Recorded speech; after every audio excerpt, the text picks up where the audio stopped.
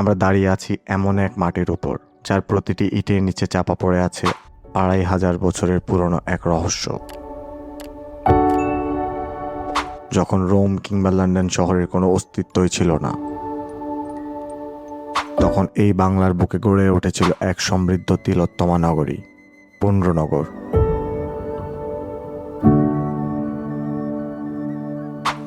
কিন্তু কেমন ছিল এই শহরের রাজপথ?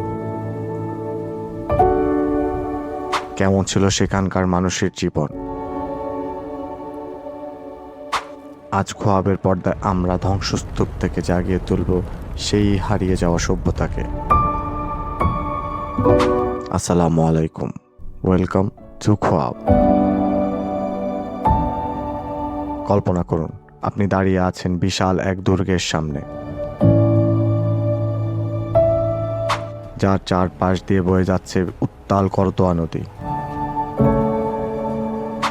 এই সেই শহর যা একসময় সিল্ক রোডের সাথে যুক্ত ছিল।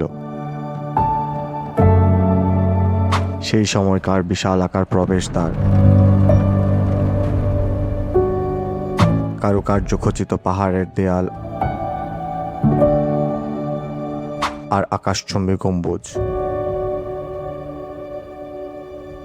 এটি কোনো কল্পকাহিনী নয়, প্রত্নতাত্ত্বিক নিদর্শনের ভিত্তিতে তৈরি এক জীবন্ত ইতিহাস।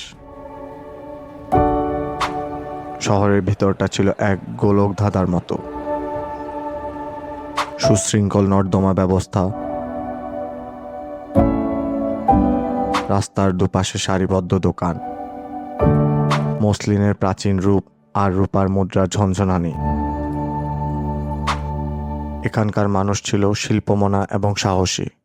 করতোয়া নদীর তীরে নোঙ্গর করা থাকত বিশাল সব বাণিজ্যিক জাহাজ। বাংলার এই জনপদ তখন শিক্ষা এবং সংস্কৃতির এক বিশ্বখ্যাত কেন্দ্র। কিন্তু কি হয়েছিল এই রহস্যময় নগরীর? কেন একদিন মানুষ এই সমৃদ্ধ শহর ছেড়ে চলে গেল? বিদেশি আক্রমণ, নাকি নদীর গতিপথ বদল? কিভাবে পুণ্ড্রনগরী মিশে গেল মাটির নিচে? ২৫০০ বছর পর আজও মহাস্থানগড়ের মাটির গভীর থেকে ভেসে আসে এক অদ্ভুত নীরবতা, যা আমাদের মনে করিয়ে দেয় সময় কতটা নিষ্ঠুর হতে পারে। মহাস্থানগড় কেবল ইট পাথরের স্তূপ নয়, এটি আমাদের অস্তিত্বের শিকড়। আজ আমরা প্রযুক্তির মাধ্যমে সেই শিকড়কে স্পর্শ করার চেষ্টা করেছি। ইতিহাসে এমন আরও অনেক লুকোনো গল্প জানতে আমাদের এই অজানা যাত্রার সাথে সঙ্গী হন।